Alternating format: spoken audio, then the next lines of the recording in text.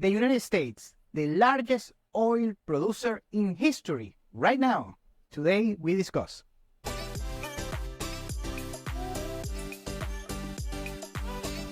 Welcome to Venezuela Insider, the only place in Venezuela for expats, digital nomads, entrepreneurs, investors, travelers, and related internationals. For more information, venezuelainsider.com. Today we are going to talk about how the United States became the largest oil producer in the world right now, larger than Russia and Saudi Arabia. And right now, the United States is the largest oil producer in history. How this happened? Well, today we are going to answer that question. So let's start. Now, this particular statement sounds counterintuitive. Hence, the narrative right now on the West and the United States is that the Western nations, the European Union, the US, Canada, they have this particular bias towards green energy, ESG policies, and they are more in favor of using green energy, solar, wind, that kind of thing, despite the fact of relegating the oil industry that has been, the strategic, the standard industry regarding, of course, energy worldwide. And that comes as a surprise, but actually right now, the United States has become the most important oil producer in the world. And I'm doing this particular piece of content is because this is a mistake that I made. So this is my L, and I like to own my L's and learn from my mistakes. This particular case, I made a mistake of swallowing that particular narrative that the ESG policies, they're gonna take the standard energy industries like crude oil and natural gas and uranium and that kind of thing. So I thought that. So, and here's what I'm learning in the past, let's say 5 years. Since 2018, 2019, of course, I was an expert on the oil industry. However, I was very, let's say, less educated on other sources of energy. And back then, in 2018, 2019, is when you start hearing about ESG policies and green energy and that kind of thing. So since I'm not an expert on the other energy industries, like the ones that I just mentioned, I started doing, my due diligence, my research on that. Back then, I thought that the oil industry is poised to become obsolete. So basically, the oil industry only has 1 or 2 decades in order to be relevant on the worldwide economy. And I was completely mistaken. Here's why. What happens, since we have records of energy worldwide, let's say 100 years, 150 years ago, what happens with energy, that energy usually goes with the demand, of course, of energy for the worldwide population.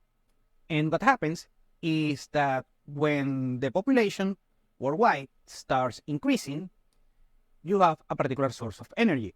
Historically has been biomass, carbon, wood, that kind of thing, before the oil industry. Very good. So what happens is that when, of course, the technology innovation comes, talking back on the day, back then, for instance, 100, 150 years ago, the crude oil industry was revolutionary, was cutting edge regarding energy, of course. And also more innovation, also population growth creates more demand. But what happens is that the old energy sources like coal, carbon, wood, and biomass, that kind of thing, they do not get replaced. What happens is that the new energy, in this particular case, 100, 150 years ago, it was oil, that starts to cover the new created demand, both by population increase and also by technology that is increasing as well. So what ends up happening is that you have new energy sources that right now are, quote unquote, the ESG policies and that kind of thing, the ESG sources, the green energy, that energy is gonna increase as well. That is most likely what will end up happening. However, it's not gonna be able to replace the old demand, the previous demand. In this particular case, it will be oil. Right now, oil is quote unquote the obsolete traditional oil source of energy. Meanwhile, the green energy is the one that is gonna take, if implemented efficiently, is gonna cover the new demand, the future demand, not only by the new population, but also by the new technology demand that, of course, worldwide we are gonna have they are poised to have. So basically, what happens is a paradox that solving the climate crisis and the ESG and that kind of thing requires more oil production, because in order to implement the new energy sources, you need still the older ones. Now, I'm not saying that the ESG and the green energy that is going nowhere, that actually governments are investing, especially on the West, are investing on those particular projects. For instance, in 2023, the clean energy revolution invested, the investment were above $100+ billion on spending on those particular projects, around 300 projects. And of course, we are seeing the increases in sales of electric vehicles worldwide, Tesla and the Chinese ones, and that kind of thing. And also, since the Biden administration started on 2021, that it was poised to replace and disregard the traditional oil industry. For instance, the Biden administration, they killed the Keystone Pipeline project. That, of course, that creates a lot of controversy on the United States. Of course, that decision was reverted by federal courts. But the Biden administration, they were not poised in order to stimulate the production, the standard oil industry worldwide, especially within the United States.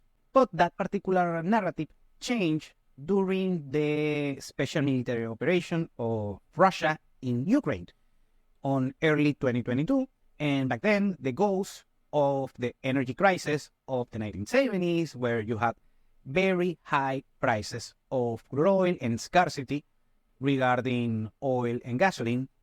Well, back then, on 2022, the prices of gasoline in the United States sky jumped, going from around $3 per gallon of gasoline to $5 per gallon of gasoline in the United States. And that creates, of course, a lot of economic hardship for the average United States citizen. And now, how the United States were able to contain that imminent surge on prices of both the oil prices, the crude oil prices, but also gasoline, and that creates inflation that we know that on the past few years we had high inflation levels in the United States.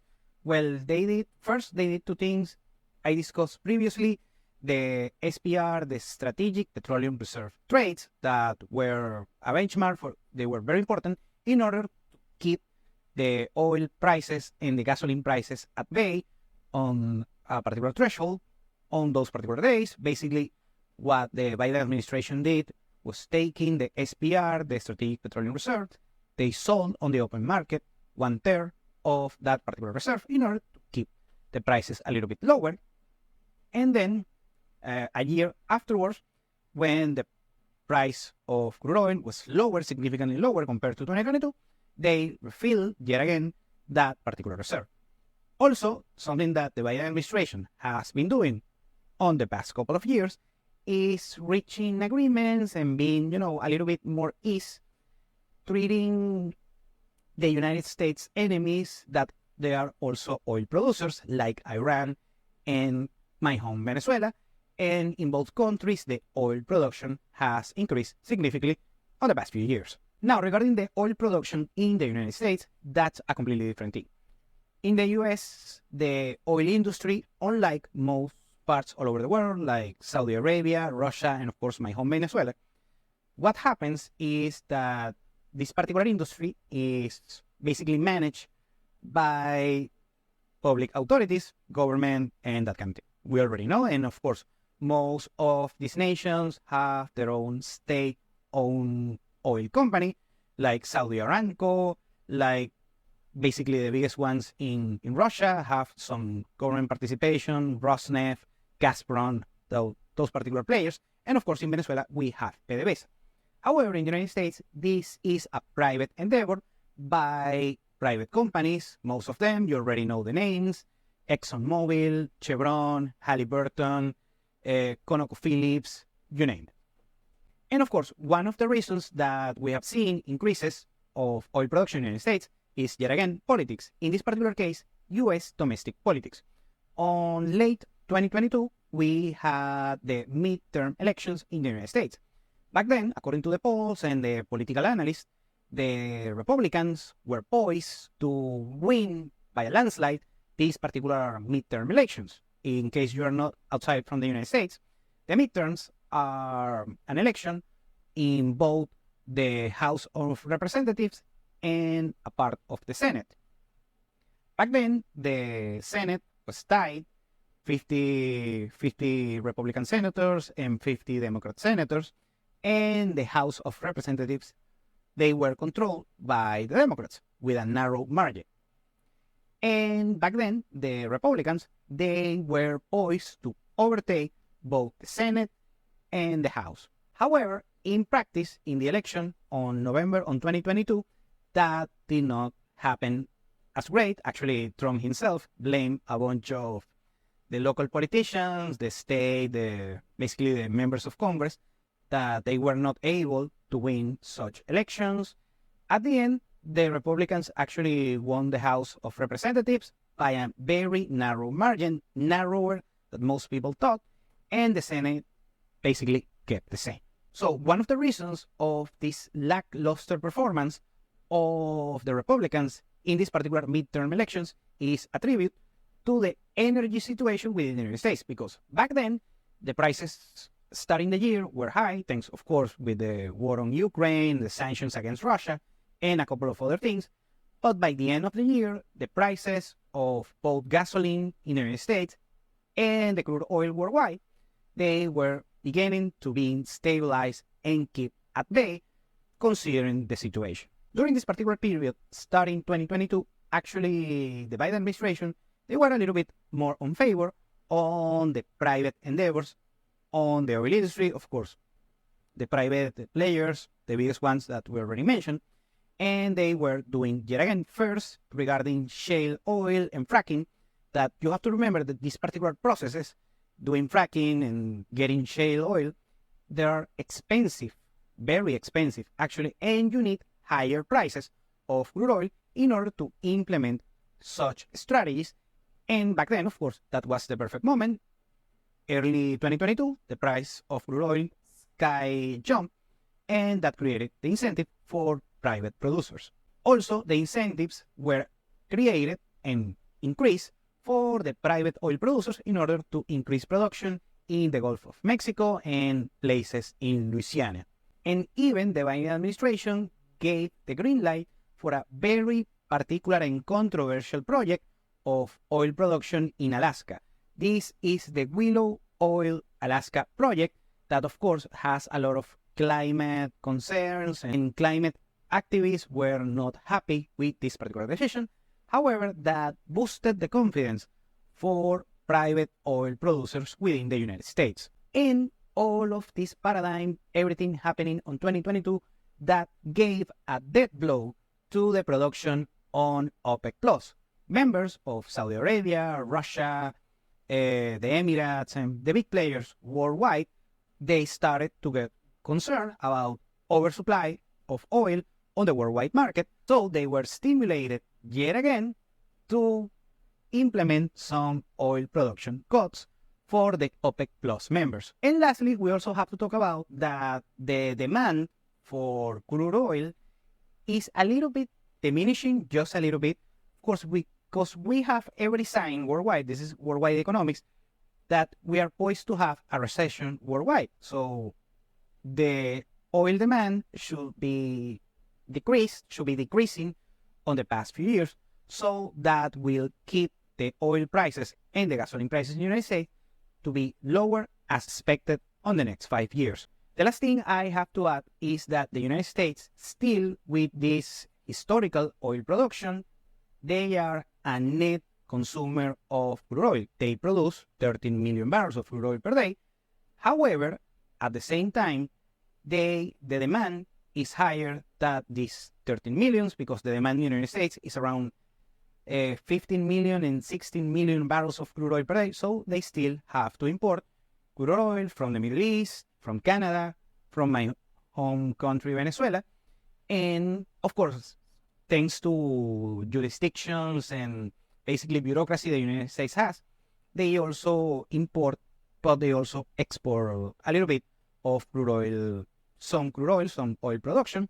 That's tricky for another day. But the main point is that, yes, the United States right now is the largest oil producer in the world. However, still an importer, they need the demand for crude oil is higher than the supply, and hence have to import significant amounts of crude oil per day. And what will happen in the future regarding the US oil industry and the production and the consumption? Well, we just have to wait. Thank you for watching Venezuela Insider. Please like, share, and subscribe. Follow us on social media. If you want to work with us, VenezuelaInsider.com.